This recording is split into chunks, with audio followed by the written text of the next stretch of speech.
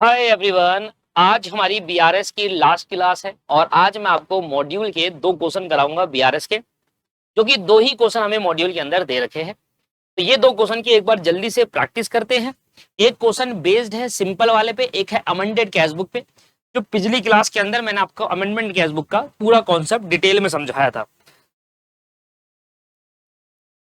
Illustration 4, हम comparing the cash book of Saksham with the bank passbook for the year ended 31 March 2022। Following discrepancy were notice, कुछ notice किया गया कि कुछ discrepancy आ रही है, डिफरेंसेस आ रहे हैं पासबुक के बैलेंस और कैश बुक के बैलेंसेस में। इसके बाद कहता है क्या क्या डिफरेंस आ रहे हैं।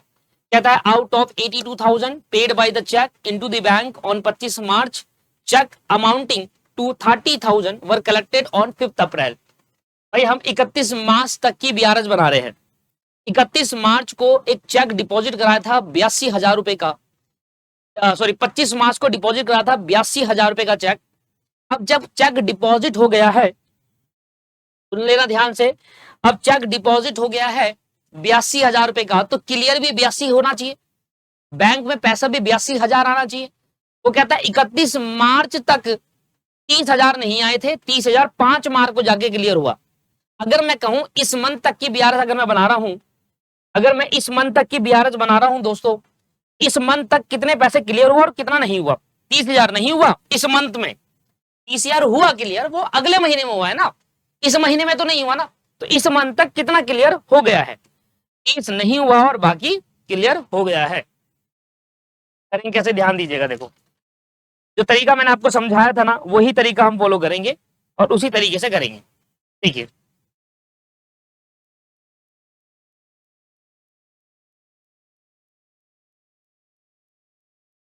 82,000 पेड बाय चेक, चेक से पे करा, ओहो, इनटू द बैंक। अच्छा, पेड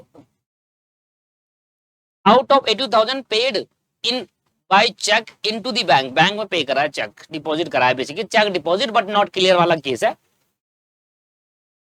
25 मार्च को लेट सपोज हमें यहां ले लेते हैं कैश बुक और ये लेते हैं पासबुक।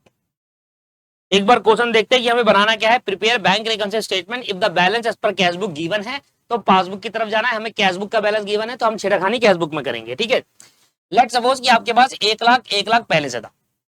ठीक है, अब 82,000 का चेक आपने डिपॉजिट कराया बैंक के अंदर, तो आपने जैसे बैंक में चेक डिपॉजिट कराया तो आपने 82,000 बढ़ा दिया, आपने कहा भाई मेरे बैंक में 82,000 हो जाएंगे, तो 1,82,000 हो जाएंगे। कब तक, 31 मार्च तक हमारे बैंक में 1,82 हो जाएंगे। पर एक्चुअली में बैंक में 1,82 नहीं हुए। क्यों नहीं हुए? क्योंकि जो 82,000 का आपने चेक डिपॉजिट कराए थे उसमें से 30,000 का चेक डिपॉजिट हुआ ही नहीं 31 मार्च तक, वो जाकर 5 अप्रैल को हुआ, अगले महीने। अगले महीने की तो बीआरएस बना ही नहीं रहा, अगले महीने का हम इग्नोर करेंगे। तो अभी तक हमारा इस महीने तक कितना चेक डिपॉजिट हुआ है, 52,000। तो बैंक ने तो 52,000 रुपए के चेक डिपॉजिट कर दिए, 30,000 का चेक डिपॉजिट हुआ, पर वो 30 अगले महीने 5 अप्रैल को हुआ, तो इस महीने नहीं हुआ, ये मान के चलते हैं। बैंक की तरफ से 1,52,000 रुपए बैलेंस है और हमारी तरफ से 1,82,000 हो गया, क्योंकि हमने क्या देखा, हमने सोचा भाई जो चेक हम डिपॉजिट करा रहे वो क्लियर हो ही जाएगा मंथ एंड तक, जबकि क्लियर भी हुआ, पर 52 क्लियर हुआ और 30 अगले महीने क्लियर हो रहा है। तो 52,000 ही बैंक ने बढ़ाए, हमने 82 कर दिए। अब मुझे यहां से यहां पहुंचना है, तो 30,000 क्या करने होंगे, इधर माइनस करने होंगे। 30,000 क्या करने होंगे, इधर माइनस करने होंगे। देखिए लेस करा है 30,000 रुपए। क्लियर हो गया जी, पहला पॉइंट। एक एक करके सारी बातें बताऊंगा। 30,000 यहां पर लेस कर दिए है। स्टार्टिंग कहां से होगी, balance as per cash book 1,58,000, उसमें कुछ चीजें लेस कुछ चीजें ऐड होगी, तो 30,000 पहली एंट्री में हम लेस हो गया। आ जाते हैं दूसरी entry, out of check drawn. Drawn मतलब इशू करना, जब मैं किसी को चेक इशू करूंगा तो मेरे अकाउंट से पैसे कम हो जाएंगे। 31,200 का चेक करा था इशू 28 मार्च को, और एक 10,000 का चेक है वो कि अगले महीने, फिर वही कहानी आ गई, इस महीने वो चेक से पैसा नहीं निकला। लेट सपोज कि मैंने 31,200 का चेक ड्रॉ करा, ड्रॉ करने का मतलब किसी को पैसे दिए। अगर मैंने 31,200 के चेक मैंने किसी को दिए तो वो पैसा निकाल ही लेगा। भाई मैं आपको अगर 31,200 का चेक दूंगा, अगले दिन जाकर निकाल लोगे।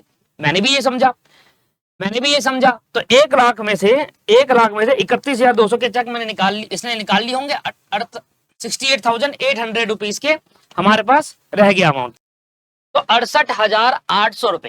भाई 31,200 का चेक दिया, वो बैंक से निकाल लेगा ऐसा मुझे लगा, तो मैंने कहा भाई मेरे बैंक से 31,200 कट जाएंगे, तो 68,800 बढ़ जाएंगे, जबकि ऐसा नहीं हुआ। ऐसा हुआ कि उसने कुछ पैसे तो अभी निकाल लिए और कुछ पैसे 10,000 रुपए उसने अगले महीने निकाले। अब जो अगले महीने निकाले वो तो अगले महीने कटेंगे ना, मैंने इसी महीने काट दिए। तो बेसिकली क्या हुआ, उसने 31,200 में से 10,000 अगले महीने निकाले और 21,200 इस महीने निकाले। तो बैंक ने तो इस महीने 21,200 काटे होंगे। 10,000 अगले महीने हुए, क्लियर हुआ है, क्लियर है। बट कहानी तो समझो आप, अगले महीने क्लियर होने का मतलब है कि इस महीने नहीं हुआ, हमें इस महीने से मतलब होता है दोस्तों। तो इस महीने नहीं हुआ, तो 21,200 हमारे इस महीने कटे, हमने 31,200 काट दिए। 21,200 कटे, 31,200 हमने काट दिए, तो हमारी गलती हो गई। तो 1,00,000 में से 21,200 हम यहाँ से हटाते हैं, तो हमारे बैंक में पड़े हैं एक्चुअल में 78,800। हमने यह कर दिया। यहाँ से यहाँ पहुंचने के लिए हमें क्या करना होगा, 10,000 रुपए ऐड करना होगा, तभी तो हम यहाँ से वहां पहुंच पाएंगे बराबर करने के लिए। तो अब आंसर में आएंगे, तो यहाँ पर हमने 10,000 रुपीज ऐड किया हुआ है, राइट। दूसरी एंट्री क्लियर हो गई। A check of 4,000 entered into cash book but omitted in a bank column. देखिए चेकबुक, हमने एक चेक था 4,000 रुपए का, कैश बुक में तो डाला, पर वो भूल गए बैंक में डालने के लिए। बैंक में omitted to be banked, bank भूल गया उसको रिकॉर्ड करना, हमने उसको रिकॉर्ड कर लिया। अब हमने तो रिकॉर्ड कर लिया 4,000 रुपए का, हमने अपनी कैश बुक बढ़ा दी, बैंक ने नहीं बढ़ाई, तो हम भी कम करेंगे क्योंकि छेड़खानी कैश बुक में होती है। तो 4,000 रुपए दोस्तों हम यहाँ पर माइनस करेंगे, इसको बताने की जरूरत तो नहीं है। ऐसे समझो कि हमने 4,000 का चेक जमा कराया बैंक में, बैंक भूल गया उसको जमा करना, हमारे हिसाब से 1,04,000 हो गए, बैंक के हिसाब से 1,00,000 है क्योंकि वो 4,000 का जमा नहीं करा। अब मैं इसमें छेड़खानी नहीं कर सकता, मुझे कैश बुक दे रखी है, यहां से यहां पहुंचने के लिए ये 4,000 माइनस करने होंगे, सिंपल। अगला आ जाते हैं। चेक ऑफ 2,400 रुपए डिपॉजिट करे बैंक में but omitted to be recorded in cash book was collected by bank on 29 मार्च।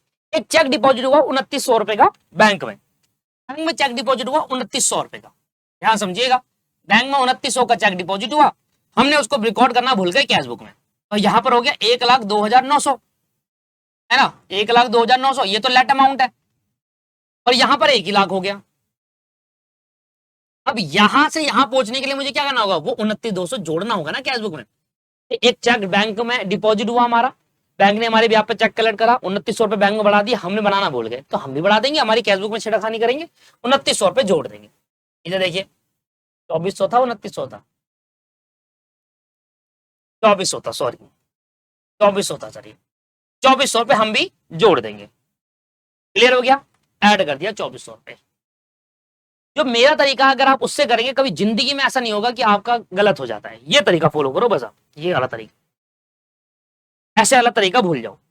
अब बिल रिसीवल, अब यहां पर जब भी बिल आ जाता है ना, स्टूडेंट के दिमाग में घूम जाती है बत्ती, कह रहा भैया ये क्या हो गया यार, दिमाग समझ ना रहा है, समझ नहीं आ रहा बिल रिसीवल वाला। तो बिल रिसीवल वाला केस में ना सभी को दिक्कत आ जाती है, पता नहीं क्यों, क्या दिक्कत है। इधर देखो, अब बीआर, एक बीआर है 2080 का, प्रीवियसली डिस्काउंट कराया था और 80 रुपए डिस्काउंटिंग चार्जेस थे with the bank, had been dishonoured but advice was received on 3 April. अब डिसऑनर्ड हो गया 31 तारीख तक, 3 अप्रैल को जाकर उसका पैसा मिल गया, पर हमें 3 अप्रैल से मतलब ही नहीं है, हमें अप्रैल मंथ से मतलब ही नहीं है, हम मार्च तक का बीआरएस बना रहे हैं। तो मार्च में वो बिल डिसऑनर्ड रहा था, अप्रैल में जाकर वो ठीक हो गया, मतलब पैसा मिल गया होगा, बात अलग है, अप्रैल से हमें कोई मतलब नहीं है, मार्च तक की बात बताओ, मार्च में वो डिसऑनर्ड हुआ, मार्च तक का बीआरएस बना रहे हैं, तो मैं क्या कहूंगा मार्च महीने, अब ये मार्च महीना, अप्रैल में क्या होगा 2 दिन 3 बार, April is a future, future है ना वो हमारे लिए। मैं मार्च महीने में खड़ा हूं, आज 31 तारीख है, तो मुझे कल क्या होगा, परसों क्या होगा, मान लो आज 31 मार्च होती, तो 1 अप्रैल 2 अप्रैल 3 अप्रैल को क्या होने वाला है मुझे कैसे पता होगा दोस्त, ठीक है ना।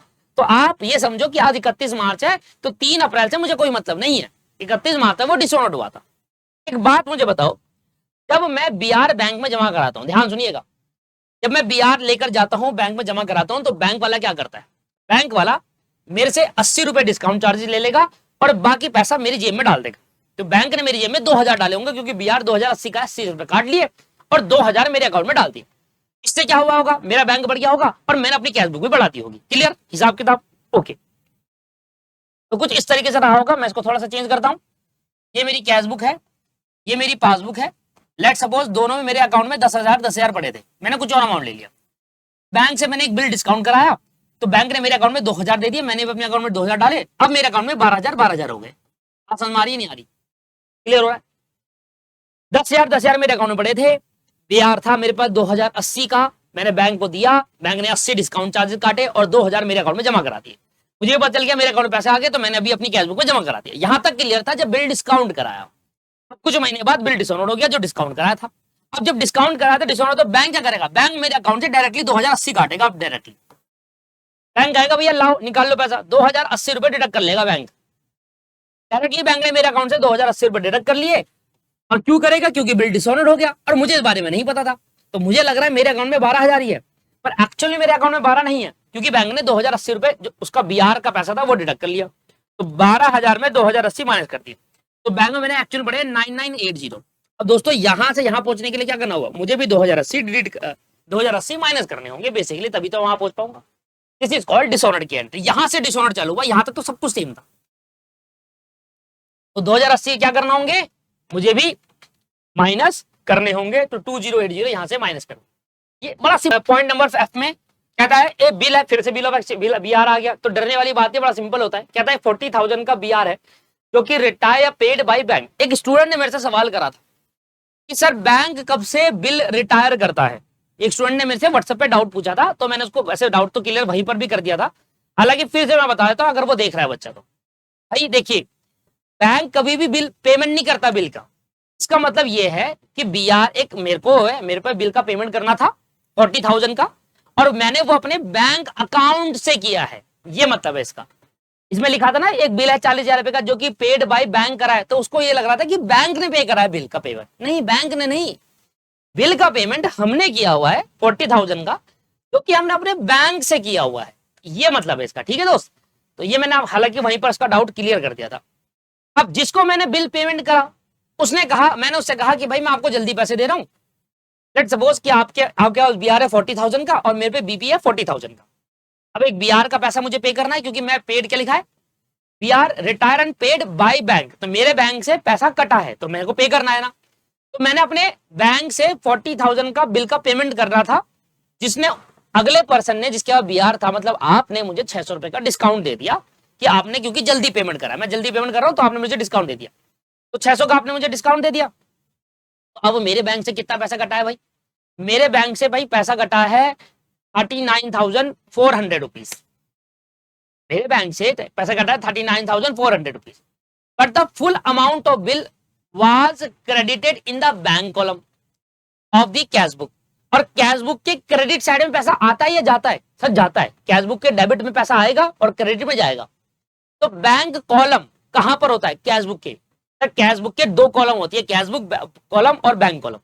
इसमें डेबिट साइड और क्रेडिट साइड होती है। डेबिट साइड का मतलब है पैसे का आना और क्रेडिट साइड का मतलब है पैसे का जाना।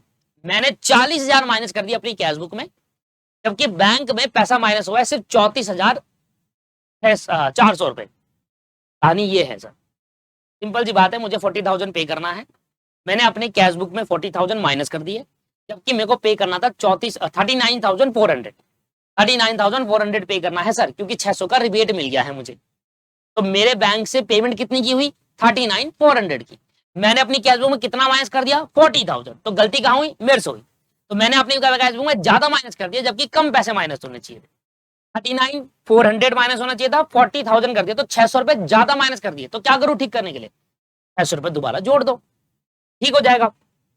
इस तरीके से यहाँ पर 600 ऐड करे हुए, यहाँ पर ऐड किए हुए, कुछ इस तरीके से होने वाला है। देखो मैं आपको दिखाता हूं। लेट सपोज कि मेरे अकाउंट में पड़े हैं 1,00,000 रुपए। मैंने 40,000 की पेमेंट करनी थी, उसने मुझे 600 का रिबेट दिया, तो मेरे बैंक से 39,400 माइनस हुए। जबकि गलती क्या कर दी, मैंने फुल अमाउंट अपने कैश बुक से माइनस कर दिया, यहां गलती हो गई। तो 1,00,000 में से 40 माइनस कर दी, तो मेरे अकाउंट, मेरे कैश बुक के हिसाब से 60,000 मेरा बैलेंस है, जबकि बैंक में 60,600 है बैलेंस, क्योंकि वहां 39 माइनस हो। तो यहां से यहां पहुंचने के लिए 600 यहां पर जोड़ना होगा। बात समझ में आ गई, इसलिए 600 रुपए ऐड कर दिए। बहुत आसान होता है। चेक था 10,000 रुपए का, wrongly credit in passbook on 29 March was reverse on, ओहो गलती से बैंक ने ना 20,000 रुपए का चेक क्या हुआ, रॉन्गली डेबिट कर दिया, मतलब सॉरी क्रेडिट कर दिया। 10,000 का चेक क्रेडिट कर दिया, मतलब बैंक में मेरा पैसा 10,000 बढ़ा दिया। फिर उसको ना अगले महीने जाकर रिवर्स कराए, मतलब माइनस करे अगले महीने जाकर। फिर इस महीने तो गलती हो गई ना, इस महीने तो डिफरेंस आ गया ना कैश बुक और बैंक बुक में। लेट्स सपोज कि मेरे अकाउंट में 1,00,000 रुपए थे, तो बैंक ने क्या करा, मेरे अकाउंट में 10,000 रुपए ऐड कर दिया, बैंक की गलती है। तो मेरे अकाउंट में 1 ही लाख रहे भाई, मैंने कोई ना ट्रांजेक्शन ना कुछ हुई, बैंक ने गलती से क्या करा, 10,000 रुपए ऐड कर दिए मेरे। अगले महीने जाके रिवर्स हो रहा है, पर इस महीने तो डिफरेंस आ गया ना, अगले महीने का अगला महीने देखेंगे। इस महीने क्या है, इस महीने तो मेरे अकाउंट में इस महीने के एंड में अगर मैं अपनी स्टेटमेंट निकालता हूं, बैंक स्टेटमेंट, तो 31 मार्च को मेरे अकाउंट में 1,10,000 दिखेंगे और यहां पर 1 लाख दिखेगा। तो मुझे भी क्या करना होगा, कैश बुक में छीलाखानी कर सकता हूं, बस इसमें नहीं कर सकता, तो 10,000 मुझे ही बढ़ाना होगा। अगले महीने जब बैंक रिवर्सल करेगा, मैं भी 10,000 माइनस कर दूंगा। अभी मुझे यहाँ पर 10,000 ऐड करना होगा, क्योंकि मुझे यहाँ पर यहां से यहां बराबर करना है, इसमें छेड़खानी नहीं कर सकते, कैश बुक गिवन है, तो कैश बुक से पासबुक में जाने के लिए 10,000 जोड़ने पड़ेंगे। तो देखिए कहां जोड़ दिए भैया, ऐड कर दिए ऊपर, 10,000 पे जोड़ दिए। अब आ जाए इधर, बैंक हैड रॉन्गली डेबिटेड। अब बैंक ने फिर से मेरे अभी 10,000 जोड़े थे, अब 20,000 पे काट लिए, वो भी गलत काट लिए। अब ऐसे केस में क्या होगा, मुझे भी काटने पड़ेंगे भैया। देखो बैंक ने 20,000 डिडक्ट करा, कोई ट्रांजेक्शन नहीं, कुछ नहीं, गलती से बैंक ने डिडक्ट कर लिया और बैंक ने अगले महीने जाके इसको रिवर्सल करा है। तो अब मेरे अकाउंट में 31 मार्च की स्टेटमेंट निकालूंगा, तो 31 मार्च को मेरे अकाउंट में 80 दिखेंगे और मेरे हिसाब से 1 लाख होने चाहिए थे। अब मुझे भी मजबूरी में 80 ही करना होगा, क्योंकि मैं छेड़खानी अपनी कैश बुक में कर सकता हूँ, बराबर करने के लिए। अगले महीने बैंक जब इसको ठीक करेगा तो 20,000 बढ़ा देगा, तो मैं भी बढ़ा दूंगा। अगले महीने के अगले महीने देखेंगे। अभी बराबर करने के लिए मुझे यहाँ से 20,000 माइनस करने होंगे सर, बराबर करने के लिए 20,000 वहां से माइनस कर दिए, वो देखो नीचे। A check 800 रुपए drawn from a saving account has been drawn on a current account in a cash book. A check of 800 drawn on the saving account, on the saving account। Cheque था 800 रुपए का, draw करा, draw का मतलब issue करना, saving account में issue करा current account से, has been show as a drawn on a current account in cash book. अच्छा ये हुआ है, बेसिकली मैंने अपने सेविंग अकाउंट में 800 रुपए का चेक डिपॉजिट कराया था, सेविंग अकाउंट में 800 का चेक डिपॉजिट कराया था, गलती से उन्होंने मेरे करंट अकाउंट में डिपॉजिट कर दिया, तो सेविंग अकाउंट में डिपॉजिट नहीं करे, और यहां पर मैं सेविंग अकाउंट की बात कर रहा हूं, क्या होगा, हमें सेविंग अकाउंट में भी जोड़ देना होगा। ऐसा हुआ कहानी, बेसिकली कहानी ये हुई, एक मिनट। अच्छा 800 रुपए drawn on saving account has been shown as a drawn on a current account in a cash book. ओहो ये हुआ, मैं कुछ और हुआ है, तो जरूर ऐसा हुआ। देखें एग्जांपल ले लेते हैं, 1,000 रुपए मेरे अकाउंट में पड़े, ठीक है भाई। अब हुआ क्या, बेसिकली मेरे पे एक सेविंग और है, मेरे पे करंट है। अब मैंने क्या है, मेरे पे सेविंग है, तो सेविंग की कैश बुक मेरी अलग बन रही है और करंट अकाउंट की कैश बुक मेरी अलग बन रही है। अब 1,000 रुपए का 800 रुपए का एक चेक था, जो कि मैंने अपने सेविंग अकाउंट में डिपॉजिट कर दिया, तो सेविंग में जाके बढ़ गया होगा। लेट सपोज ये मेरी सेविंग का है, तो सेविंग की पासबुक में जाके बढ़ गया, अब मेरे बैंक में 1,800 रुपए हो गया। अब मैंने ये 800 रुपए भी बढ़ाए, मैंने भी अपने हैंड से 800 बढ़ाए, मैंने अपना चेक लिया एक, ठीक है, सही प्रैक्टिकल सोचो, मैंने एक चेक लिया, बैंक में गया, 800 रुपए का डिपॉजिट कर दिया अपने सेविंग। अब मेरा सेविंग अकाउंट का BRS है, तो 800 रुपए जैसे मैंने ऐड करे, तो मेरे बैंक में 1,800 रुपए हो गए मेरे सेविंग अकाउंट में। घर आऊंगा, अपनी कैश बुक में 800 रुपए जोड़ूंगा, सेविंग वाली कैश बुक में 800 रुपए जोड़ूंगा। वो गलती कर दी मैंने, वहां पर सेविंग में 800 रुपए देने की जगह करंट में जाकर 800 रुपए जोड़ दिए। अब करंट अकाउंट की कैश बुक में जाकर मैंने 800 रुपए जोड़ दिए, ठीक है, आपने जोड़े, पर गलती कहां हो गई, आपने अपनी कैश बुक के करंट अकाउंट में जोड़ दिए घर आकर, जबकि सेविंग में जोड़ने चाहिए थे, कैश बुक के सेविंग में। तो अब मुझे देखो यहां पर अगर डिफरेंस की बात करें, देखो यहां तो गलती हुई, इसको तो आप रेक्टिफाई करोगे अलग BRS बनाकर। यहां पर याली BRS की बात कर लेते हैं, इसको आप रेक्टिफाई करोगे, 800 माइनस करोगे यहां से, वो अलग BRS बना के करोगे या एक एंट्री पास करोगे उसके लिए। बट यहां पर तो डिफरेंस आ गया ना, क्योंकि यहां जोड़ना चाहिए था करंट अकाउंट के में जोड़ दिया, सेविंग में जोड़ना चाहिए था। तो अब मैं क्या करूंगा, मुझे भी यहां पर ऐड कर देना होगा, क्योंकि अगर मुझे BRS मैच करनी है तो मुझे यहां पर जोड़ना होगा और यहां से हटाना। ये हटाने के लिए अलग BRS बनाऊंगा, पर ये वाली BRS बनाना तो यहां पर मैं ऐड करके दिखा दूंगा आपको। ये 800 रुपए मैंने यहां पर जोड़ दिए, देख लो, सारी चीजें जोड़ी, सारी चीजें माइनस करें, डिफरेंस आ गया आपके पास 1,26,000 रुपए, आपकी पासबुक आ गई। इस तरीके से आपका ये खत्म हो गया सर, ये क्लियर हो गया। अब सबसे बड़ा क्वेश्चन है जो स्टूडेंट को नहीं आ पा रहा है, मैंने आपसे क्या कहा था पहली क्लास में, अगर आप ये वीडियो देख रहे हैं, पहली क्लास में मैंने आपसे कहा था मैं आपको ऐसे ऐसे क्वेश्चन कराऊंगा जो एक्चुअली में आपसे नहीं होंगे, मुश्किल होंगे, जनरली ज्यादातर स्टूडेंट नहीं कर पाएगा, वो क्वेश्चन कंफ्यूज रहेगा, कोई कर देगा आंसर देख के कर भी लेगा तो वो कंफ्यूज रहेगा लिटिल बिट। जैसे पीछे वाले क्वेश्चन में बिल ऑफ एक्सचेंज वाले ट्रांजैक्शन के अंदर कंफ्यूजन रहती थी, वो क्लियर हो गई होगी। अब ये आ गया हमारे पास अमेंडेड कैशबुक, जिसका कॉन्सेप्ट मैं आपको पिछली क्लास में डिस्कस कर चुका था, और ये हमारा बैंक ओवरड्राफ्ट है। 31 मार्च 2022 को Sethi cashbook show a bank overdraft 2.5 lakh का, on comparing with the passbook following differences are noted. तो कुछ डिफरेंसेस है, ओवरड्राफ्ट है, 2.5 लाख का ओवरड्राफ्ट है, हमारे पास लाइबिलिटी है। ठीक है जी। A cheque and cash and cheque amounting to 26,800 were send to the bank on 27 January but cheque of 4600 रुपए were credited on 2 Feb on one cheque 900 रुपए return by them as a dishonoured on 4 February. पहली बात तो मैं जनवरी की transaction कर रहा हूं और फरवरी वाले ट्रांजैक्शन मुझे कोई मतलब ही नहीं होना चाहिए। अगर जो ट्रांजैक्शन फरवरी में सक्सेसफुल हुई है इसका मतलब वो अनसक्सेसफुल है जनवरी में। फरवरी में हुई है तो हुई होगी, मैं जनवरी की भी आरएस बना रहा हूं तो यहां तो वो अनसक्सेसफुल रही। तो समझना, मैं कैश और चेक लेकर बैंक में पहुंचा, मेरे बैंक में लायबिलिटी है मेरी 2.5 लाख की। मैं कैश और चेक लेकर बैंक में पहुंचा 26,800 का, और 26,800 में मैंने बैंक में डिपॉजिट करा 27 जनवरी को। बस उसमें से एक चेक था 4600 रुपए का जो कि 2 फरवरी में क्लियर हुआ। अगर वो 2 फेब में क्लियर हुआ है इसका मतलब मैं कहूंगा 31 जनवरी तक वो क्लियर नहीं था। तो मैंने घर आकर क्या करा होगा, अपने 2.5 लाख में से 26,800 माइनस कर दिए होंगे। मेरी लायबिलिटी 2.5 लाख की थी, 26,800 मैंने माइनस कर दिए क्योंकि मैं सारा डिपॉजिट करके आया था। चेक और बैंक से कैश लिया, चेक लिया, 26,000 को डिपॉजिट करा, घर आके देखा भाई क्लियर हो जाएगा, 3 दिन में क्लियर हो जाएगा, 27, 28, 29, 31 तारीख को बैंक में आ जाएंगे पैसे, तो मेरी लायबिलिटी कम हो जाएगी। तो मैंने अपनी लायबिलिटी कम कर दी 26,800 से।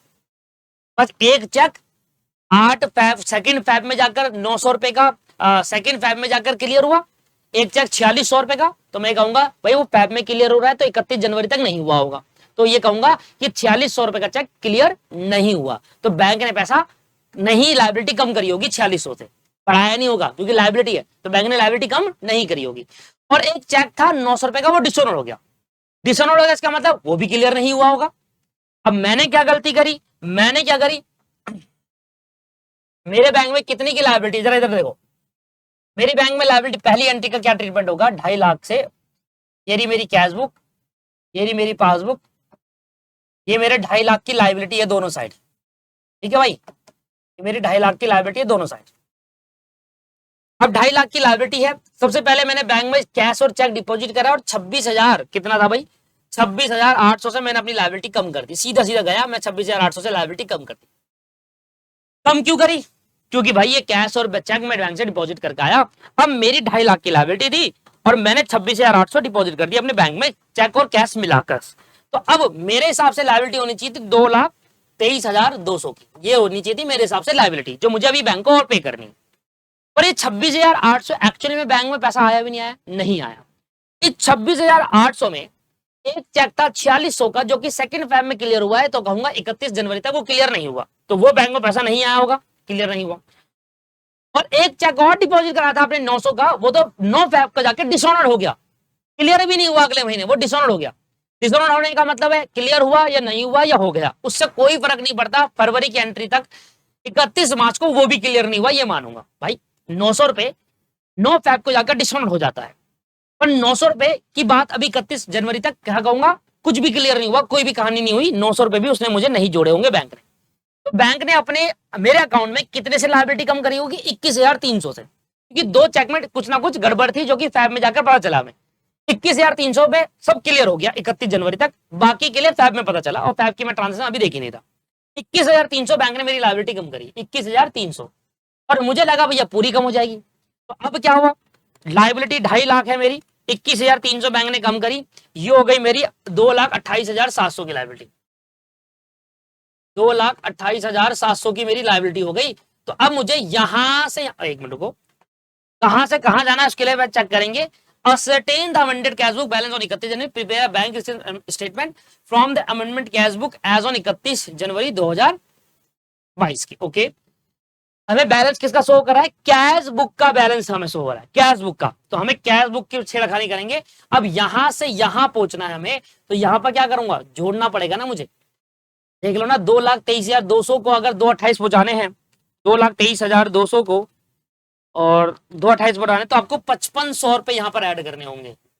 इसको मैं 5500 ऐड करोगे तब, तो 5500 रुपए पहली ट्रांजैक्शन आपकी होगी, 5500 आपको जोड़ने होंगे।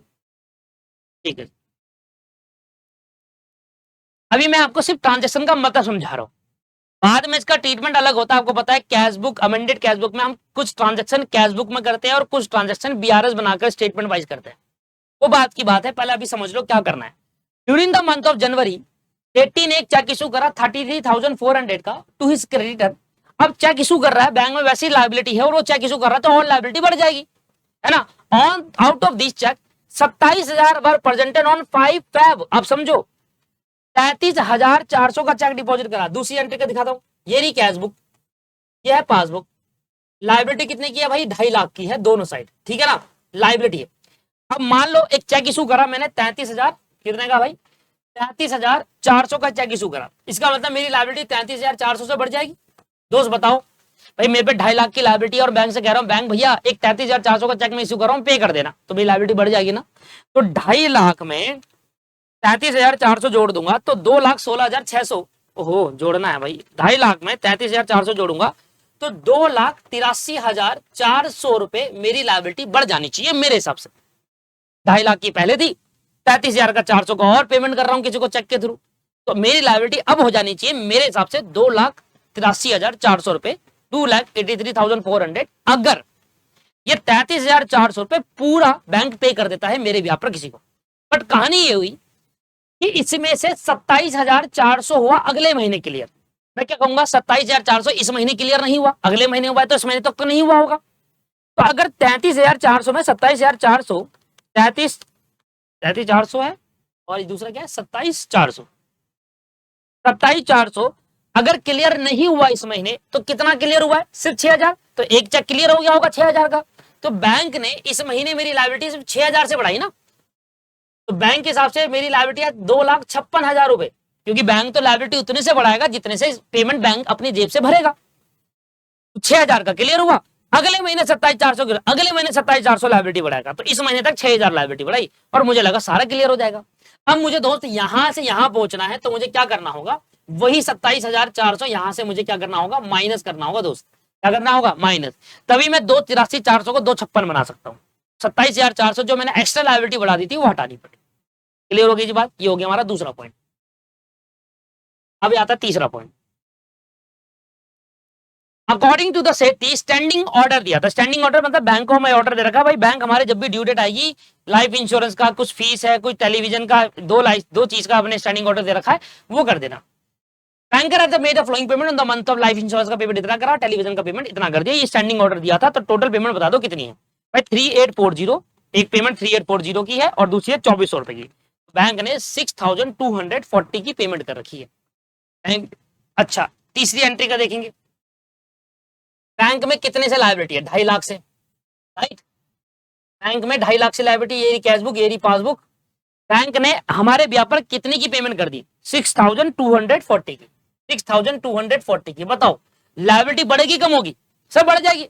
2.5 लाख की वैसे मुझे पे करना था, बैंक मेरे ब्याह पर और पे कर रहा है, तो बैंक मेरे से कितने पैसे लेगा, 2.5 लाख तो एक पहले के और 6,240 रुपए एक इधर, तो बैंक लेगा 2,56,240। और ये लायबिलिटी मैंने नहीं बढ़ाई, ये लायबिलिटी मैंने नहीं बढ़ाई कैश बुक में, तो यहां से यहां करने के लिए मुझे क्या करना होगा, 6,240 जोड़ देना होगा अपने इसमें भी लायबिलिटी।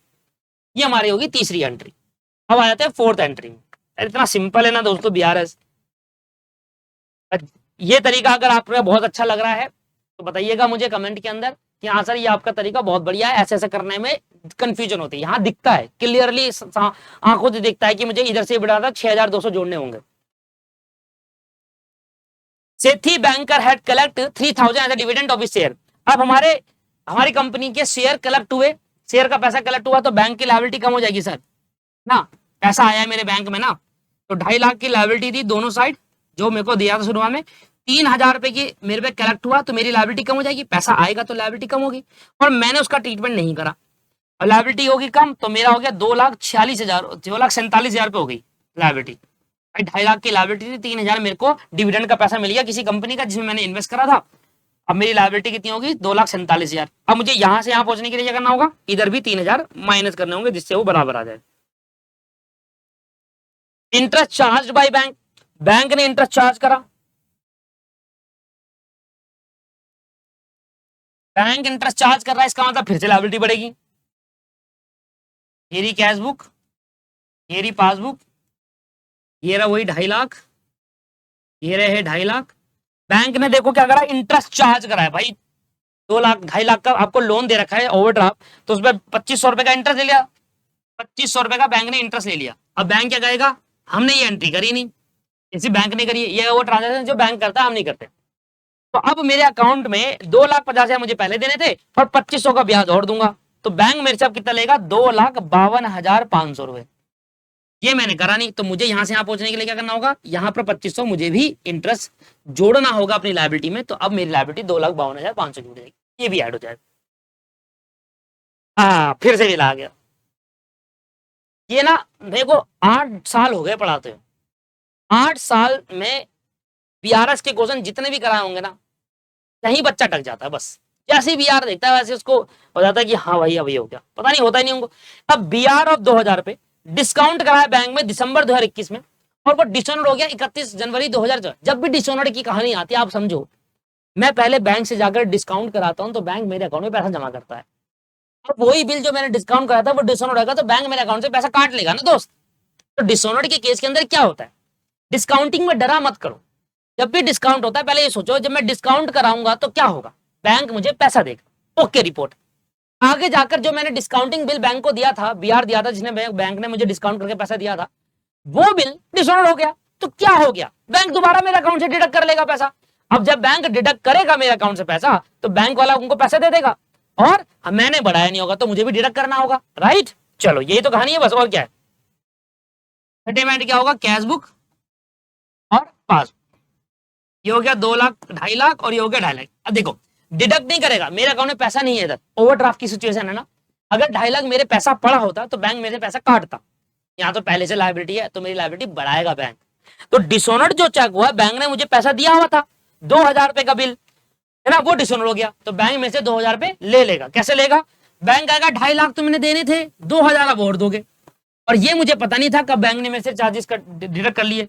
तो मेरे हिसाब से लायबिलिटी 2.5 लाख की है, तो बैंक कह रहा है नहीं 2,52,000 रुपए देने अब आपको, तो मुझे भी अपनी लायबिलिटी 2,000 से बढ़ानी होगी, क्योंकि वो डिसऑनर्ड जो हुआ वो मैं यहाँ पर ऐड कर दूंगा। बहुत सिंपल होता है ये बीआर वाला, बस आप समझना नहीं चाहते। तो समझना चाहता है वो कर लेता है, जो समझना ही नहीं चाहता इसको पहले ही डर लग जाता है, यार मैं कैसे करूंगा, मेरे को समझ ही नहीं आ रहा, लगाओगे तो समझ में आए। तो बैंक ने 2,000 रुपए डिडक्ट कर लिया वो बिहार के, अब मैं क्या करूंगा, बात की कहानी ये होती है कि बिहार जो मेरा 2,000 बैंक ने वापस लिया, वो बिहार में अपने ड्रॉय से मांगूंगा, ड्रॉय पे केस करूंगा, नोटिंग चार्ज अप्लाई करके ड्रॉय से लेंगे वो पैसा केस करके, मेरा भी मेरे अकाउंट से 2,000 डिडक्ट कर लेगा, तो बैंक को मुझे 2,52,000 देना, 2.5 लाख पहले के 2,000 ये वाले बिहार वाले, तो 2,000 मैंने जोड़ दे। ये पूरा चार्ट है। अब आपको मैं दिखा देता हूं, सबसे पहले कौन कौन सी ट्रांजेक्शन जो होती है कैश बुक के अंदर, देखिए वो ट्रांजेक्शन जो कैश पे इंपैक्ट करती है, कैश में छिड़खानी नहीं हुई, जैसे बैंक ने ट्रांजेक्शन करी कैश में नहीं हुई वो वाली चीज। तो कौन कौन सी ट्रांजेक्शन थी जो बैंक ने तो करी पर कैश बुक में नहीं हुई, है ना। तो कैश बुक से रिलेटेड ट्रांजेक्शन कैश बुक में शो करते हैं, और बाकी ट्रांजेक्शन को करते हैं कहीं और, कहां पर, स्टेटमेंट बनाते हैं। ये रहा, अब सारा जो मैंने करवाया है ना, मैं सब करवा चुका हूं, बस आपको सिर्फ देखना है। सबसे पहले अगर बात करें तो इन दो ट्रांजेक्शन को छोड़ के इधर आ जाओ, 6,240 रुपए क्या था ये, 6,240 में था स्टैंडिंग चार्जेस जो बैंक ने डिडक्ट कर लिया, आपने नहीं करे थे, मतलब बैंक ने अपनी लायबिलिटी बढ़ा दी, आपने नहीं बढ़ाई थी, तो मुझे भी 6,240 से लायबिलिटी बढ़ानी है। अब मेरी कैश बुक है, ठीक है, ये मेरी लायबिलिटी है, लायबिलिटी बढ़ाने के लिए आपको क्या करना होगा, क्रेडिट, और लायबिलिटी घटाने के लिए डेबिट करना होगा, यही तो होता है। लायबिलिटी का नेचर क्या होता है, क्रेडिट नेचर का होता है सर। लायबिलिटी बढ़ाओगे तो क्रेडिट साइड से, घटाओगे तो डेबिट साइड से, पैसा आएगा तो डेबिट साइड से घटाऊंगा, और पैसा अगर मैं जा रहा है तो क्रेडिट साइड से लायबिलिटी बढ़ाऊंगा। ये वो ट्रांजैक्शन जो सिर्फ कैश बुक में नहीं हुई, पास बैंक में हुई पर कैश बुक में नहीं, वो ट्रांजैक्शन यहां पर आती है। तो कौन सी थी, एक तो ड्राइंग्स वाली, ड्राइंग्स मतलब वही जो आपके स्टैंडिंग चार्जेस है, लाइफ इंश्योरेंस प्रीमियम और आपका टेलीविजन का पर्सनल खर्चा दिया, वो ड्राइंग्स के नाम पे है, उससे आपकी लायबिलिटी बढ़ेगी। देखो बढ़ाई थी मैंने, इधर देख लो, ये देखिए सर लायबिलिटी बढ़ा रखी है, बस इतना कर लो, ये देखो लायबिलिटी बढ़ा रखी है, इधर भी मेरी लायबिलिटी बढ़ी, इधर भी, इधर मेरी लायबिलिटी कम हो गई, और इधर मेरी लायबिलिटी बढ़ गई। लायबिलिटी बढ़ाना हो क्रेडिट साइड से, घटाना हो डेबिट साइड से, ये करो। लायबिलिटी बढ़ाऊंगा 6,240 डेबिट साइड से, क्रेडिट साइड से, मेरे इंटरेस्ट चार्ज करा उससे भी लायबिलिटी बढ़ेगी क्रेडिट साइड, फिर वो डिस्काउंटिंग हुआ उससे भी लायबिलिटी बढ़ी क्योंकि मैंने नहीं बढ़ाई कैश बुक में। मैं यहाँ पर कौन सी ट्रांजेक्शन कर रहा हूँ, वो ट्रांजेक्शन जो कैश बुक में नहीं हुई बैंक कॉलम में हुई है, बस बैंक ने तो करी हमने नहीं करी, हम कर रहे हैं अपनी कैश बुक में, ये हो गया। इसके बाद ये 3,000 रुपए मेरा डिविडेंड आया था, उससे मेरी लायबिलिटी कम होगी। हाँ, वो ट्रांजैक्शन है जो मेरी कैश बुक में मैंने नहीं करी थी पासबुक वाले बैंक ने करी, तो मैंने भी क्या करा, अमेंडेड कैशबुक में क्या होता है, मैं दोबारा से कैशबुक बना रहा हूं, तो बैंक ने करी और मैंने नहीं करी थी, वो मैं अब कर रहा हूं, that is called amended cashbook. तो मैंने कैशबुक वाली ट्रांजेक्शन जो मैं नहीं करी थी सारी ट्रांजेक्शन, वो मैं कैशबुक कर रहा हूं। इससे मैंने क्या करा, 2.5 लाख से मेरी लायबिलिटी नेट कितनी होगी, 2,57,740, राइट। अब कौन सी दो एंट्री रह गई, ये वाली, इसमें तो मैंने कैशबुक में करी थी ना पहले, तो ये नहीं करूंगा, कैशबुक में हुई एंट्री, देखो हुई है, इसमें गड़बड़ हुई थी, किसी में ज्यादा कर दिया किसी में कम। अब 2,27,000, देखो कुछ ट्रांजेक्शन मैंने यहां पर ठीक कर दी। अब मैं ये वाला बैलेंस नहीं लूंगा दोस्त, क्योंकि यही वाला बैलेंस लेकर अगर मैं बीआरएस बनाऊंगा तो फिर ये ट्रांजेक्शन दोबारा ठीक करनी पड़ेगी ना। तो ये अमाउंट है मेरा 2.5 लाख का ओवरड्राफ्ट, ये ट्रांजेक्शन और ये ट्रांजेक्शन मैंने बिल्कुल ठीक कर दी, मतलब इनका इफेक्ट दे दिया। अब मेरी लायबिलिटी कितनी रहेगी, 2,57,740, ये लेंगे स्टेटमेंट ऑफ बीआरएस। पिछली क्लास में आपको बहुत अच्छे समझाया। बैलेंस एज पर कैशबुक, अमेंडेड कैशबुक का बैलेंस देंगे कि हाँ भाई वो सारी ट्रांजेक्शन करेक्ट करने के बाद, अमेंडेड कैशबुक बनाने के बाद, वो जो कैशबुक की एंट्री नहीं करी थी वो करने के बाद, अब आपका ओवरड्राफ्ट बैलेंस कितना रह गया, 2,57,740 रह गया। अब कहानी देखो, ये था। अब इसका मैंने क्या कहा था कि यहां पर आपकी लायबिलिटी बढ़ेगी और यहां पर आपकी लायबिलिटी कम होगी, ये सब सिखा दिया ना आपको। 5500 से आपकी लायबिलिटी बढ़ा दी, तो 2,57,740 से 5500 से बढ़ गई ये, फिर 27,400 घटा दी, 2,35,840 हो गया। सही सर, बहुत आसान होता है। सारा पॉइंट क्या था, ये समझाने का, ये जो मैंने आपको समझाया ना, एक अमाउंट जो जो मैंने यहां पर ये लिखा हुआ है, बस ये 6 एंट्री कर दो, उसके बाद कुछ भी नहीं है। अमेंडेड कैशबुक में वो ट्रांजेक्शन ले लो जो कैशबुक में नहीं हुई, बैंक में हुई, 1 2 3 4, लायबिलिटी बढ़ाने के लिए क्रेडिट, घटाने के लिए डेबिट, इन तीनों से लायबिलिटी बढ़ेगी, ये तीनों क्रेडिट में जाएंगे, और ये लायबिलिटी घटेगी तो डेबिट में। जो बैलेंस निकलेगा उस बैलेंस में 5500 रुपए ऐड, लायबिलिटी बढ़ाओ और 27,400 लायबिलिटी घटाओ, नेट बैलेंस आएगा बीआरएस के अंदर, और इस तरीके से आपका ये बीआरएस खत्म हो गया। तो बीआरएस तो हालांकि मैंने इसमें अपनी ओरिजिनल क्लासेस भी डाली, और अब मैं ये मानते चलता हूं कि बीआरएस के आपके सारे क्वेश्चन हो गए हैं।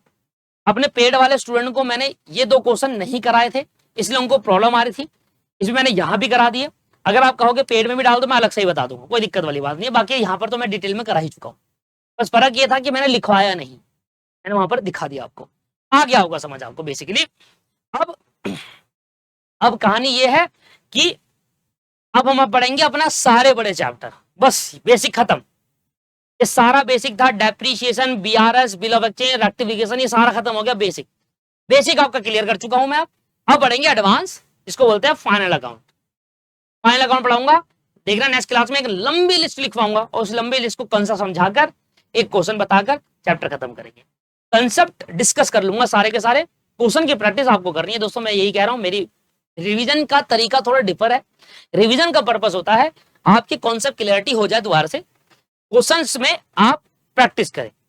सारे कॉन्सेप्ट क्लियर कराऊंगा इसको स्पीड में, क्योंकि देखो जब हम पढ़ेंगे ये वाला पॉइंट, जैसे फाइनल अकाउंट हम अगले चैप्टर पढ़ेंगे, बहुत इंपॉर्टेंट चैप्टर, पेपर में 100% आता है। जब फाइनल अकाउंट आपको पढ़ाऊंगा तो आपको एक लंबी लिस्ट लिखूंगा कौन कौन सी एडजस्टमेंट है, तो सभी एडजस्टमेंट की कंसेप्ट एक बार क्लियर करके स्पीड से, ठीक है, देखिए इतना तो डीप में नहीं जाऊंगा, बट स्पीड से क्लियर करके आपको एक क्वेश्चन करा के चैप्टर खत्म करेंगे। अब इसी तरीके से हमारा काम करेंगे, कंसेप्ट डिस्कस कर लिया, क्वेश्चन कराया, चैप्टर खत्म, कंसेप्ट डिस्कस करा, कॉन्सेप्ट कराया, चैप्टर खत्म। चलिए सर, अब हम करेंगे बड़े बड़े चैप्टर। होपफुल आपको अभी तक की क्लास बहुत पसंद आ रही होगी, और नीचे कमेंट करके जरूर बताइएगा। अगर आप हमारी क्लासेस लेना चाहते हैं तो आप हमारी वेबसाइट से deepakclasses.org, या नीचे लिंक डिस्क्रिप्शन है ऐप का, वहां से भी ले सकते हैं। 2500 रुपए पर सब्जेक्ट की क्लास हम देते हैं आपको डिटेल में। Thank you, have a nice day, bye bye, take care.